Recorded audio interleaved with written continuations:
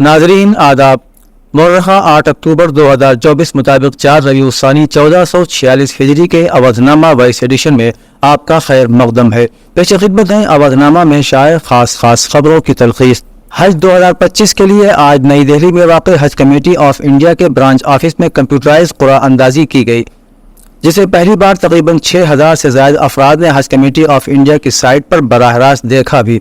कुरान अंदाजी का इफ्तिताह हज कमेटी के चेयरमैन AP अब्दुल्ला ने किया। इस मौके पर हज कमेटी ऑफ इंडिया के CEO IRS doctor Liaquat Ali आफाकी ने बताया कि हज 2025 में हज कमेटी ऑफ इंडिया के लिए 1,22,518 कोटा मुकर्रर है, जबकि 1,51,918 दुरुस्त दरख्वास्तें मौसूल हुई। उन्होंने बताया कि 65 साल और उससे ज्यादा उम्र के 14,728 आज़मीन और बगैर महरम वाली 3,717 खवातीन का इंतखाब बगैर कुरा के किया गया और जिन रियासतों से 500 से कम दरख्वास्तें आई वहां की तमाम दरख्वास्तों को मंजूरी मिल गई है।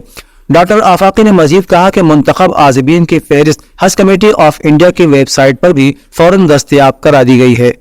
मालदीव के सदर इस वक्त हिंदुस्तान के दौरे पर हैं। उन्होंने हिंदुस्तान के वजीर आज़म नरेंद्र मोदी से मुलाकात की। इस मुलाकात में माजी की तलखबातों को भुलाकर आगे बढ़ने की कोशिश नजर आई। मालदीव के सदर मोहम्मद मोइज़ू ने हिंदुस्तान पहुंचने पर कहा कि उनका मुल्क हिंदुस्तान की सलामती को कमजोर करने के लिए कुछ नहीं करेगा और वो नई दिल्ली को एक काबिल कदर शराकतदार और दोस्त समझता है और दिफा समेत कई शोबों में ताउन हमेशा तरजीह रहेगा। इस मौके पर वजीर आज़म नरेंद्र मोदी ने भी कहा कि हिंदुस्तान और मालदीव के ताल्लुकात सदियों पुराने हैं और हिंदुस्तान मालदीव का सबसे करीबी पड़ोसी और करीबी दोस्त है। मालदीव के लोगों के लिए जरूरी अशिया की जरूरियात को पूरा करना हो, कुदरती आफात के दौरान पीने के पानी की फराहमी हो या कोविड के दौरान वैक्सीन फराहम करना हो, हिंदुस्तान ने हमेशा अपने पड़ोसी होने की अपनी जिम्मेदारी पूरी की है।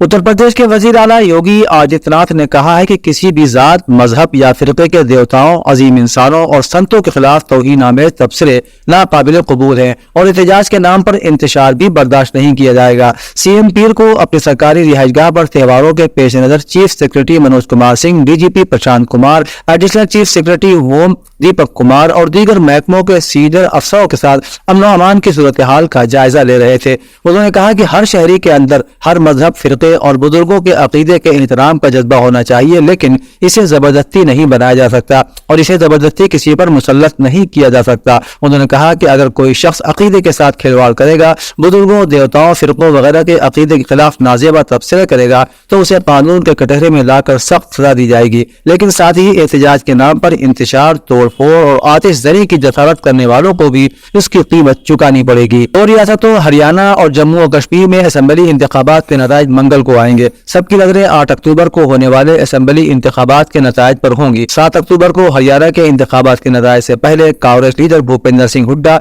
जो वजीर आला के ओहदे के लिए सबसे आगे हैं, पार्टी क़यादत से मुलाकात के लिए दिल्ली गए। उन्होंने जोर देकर कहा कि पार्टी वजीर आला के इंतखाब के लिए अपने तरीक़ेकार पर अमल करेगी, जबकि दीगर लीडरान जैसे कुमारी शैलजा भी दावेदार हैं। हुड्डा को यकीन है कि कांग्रेस अगली हुकूमत बनाएगी। उधर जम्मू कश्मीर असेंबली इंतखाबात के नताइज का इंतजार खत्म होने में अब कुछ ही घंटे बाकी रहने के बीच यूनियन टेरिटरी के तमाम 20 जिलों में वोटों की गिनती के लिए तमाम तर इंतजामात को आखिरी शर्त दे दी गई है। हुक्काम ने बताया कि तमाम जिलाई हेडक्वार्टरों पर वोटों की खुशगवार और हमवार गिनती को यकीनी बनाने के लिए सिक्योरिटी के कड़े इंतजामात किए गए हैं। वज़ीर आज़म नरेंद्र मोदी ने पीर को आईनी ओहदे पर 23 साल मुकम्मल कर लिए। इस पर वज़ीर आला योगी आदित्यनाथ ने अपने सोशल मीडिया अकाउंट पर पोस्ट करते हुए उन्हें मुबारकबाद दी और लिखा कि वज़ीर आज़म नरेंद्र मोदी के मुतासिर कुन 23 साल हर अवामी नुमाइंदे के लिए मिशल राह हैं।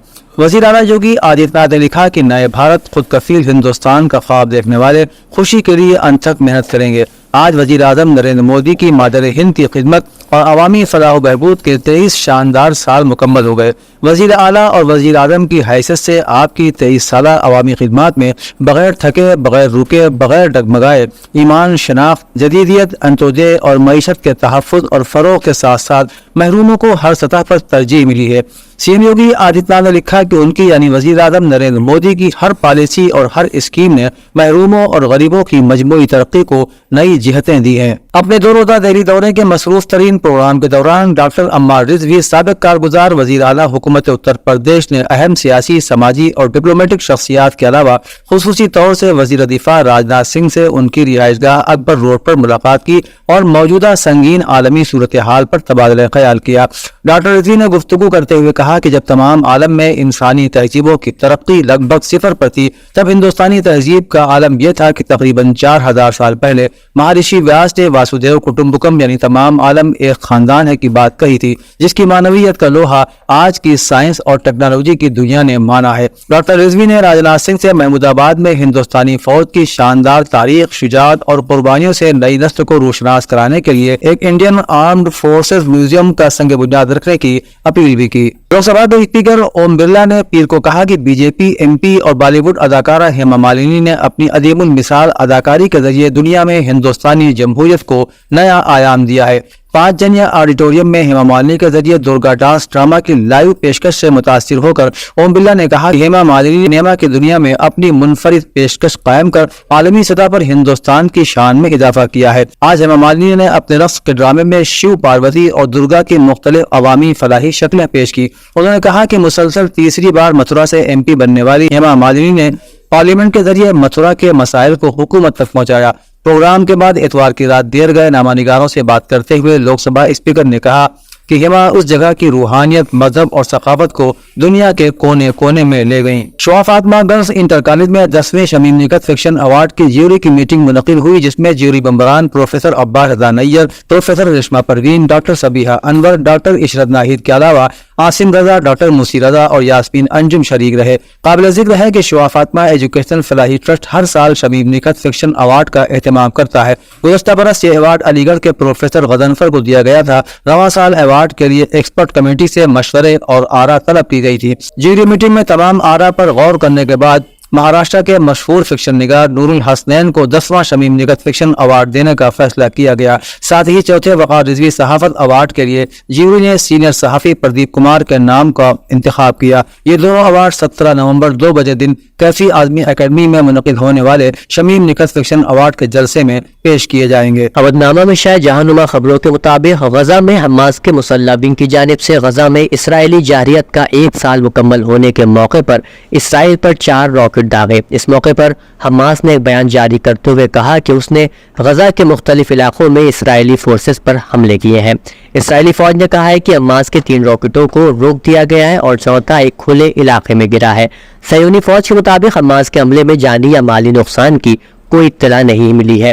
اسرائیلی فوج نے مزید کہا ہے کہ اس نے توپ خانے اور فضائی حملے کرتے ہوئے حماس کی لانچ پوسٹوں اور زیر زمین عسکریت پسندوں کے بنیادی ڈھانچوں کو نشانہ بنایا ہے۔ غزہ کے مقامی طبی حکام نے بتایا کہ غزہ جنگ کی برسی کے موقع پر سال بھر سے جاری تباہ کن اسرائیلی جارحیت میں تقریباً 42,000 فلسطینیوں کی موت ہو چکی ہے۔ لبنان کی مزاحمتی تنظیم حزب اللہ نے دعویٰ کیا ہے کہ اس نے رواں ماہ کے آغاز میں اسرائیل کی ایلیٹ فورسز کے 25 سے زائد افسران اور فوجیوں کو ہلاک جبکہ 130 سے زائد کو زخمی کیا ہے۔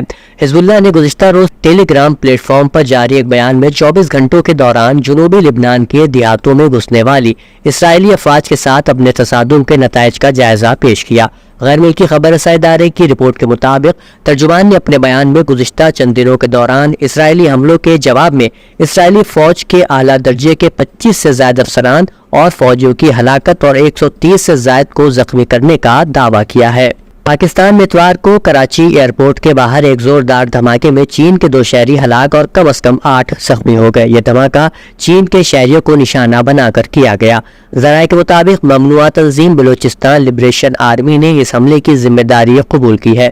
پاکستان میں چینی سفارت خانے کی طرف سے جاری کردہ ایک بیان میں کہا گیا ہے کہ دہشت گردانہ کارروائی کی شدید مذمت کرتے ہیں اور دونوں ممالک کے متاثرین سے گہری تعزیت کا اظہار کرتے ہیں۔ سپاہی پاسداران انقلاب کے کمانڈر میجر جنرل حسین سلامی نے پیر کے روز فضائیہ کے کمانڈر امیر علی حاجی زادے کو لکھے گئے خط میں کہا ہے کہ ایرانی افواج سپریم لیڈر علی خامنئی کی حکمت عملی پر کاربند ہے کہ وہ جلد بازی میں نہ آئے اور اسرائیل کو جواب دینے میں سست روی اور تحمل کا مظاہرہ کرے۔ انہوں نے اس بات پر بھی زور دیا کہ سپاہی پاسداران انقلاب ملک کے دفاع کے لیے پوری طرح تیار ہے۔ ہم اسرائیل کی کسی بھی حرکت کا پوری طاقت کے ساتھ مقابلہ کریں گے۔ انہوں نے دشمن کو کچلنے کے لیے لبنان میں حزب اللہ اور غزہ میں حماس کے لیے ایرانی حمایت جاری رکھنے کی بھی بات کہی۔ اودنامہ میں شائع خبریں اور مضامین کو مکمل طور پر پڑھنے کے لیے www.awadnama.com پر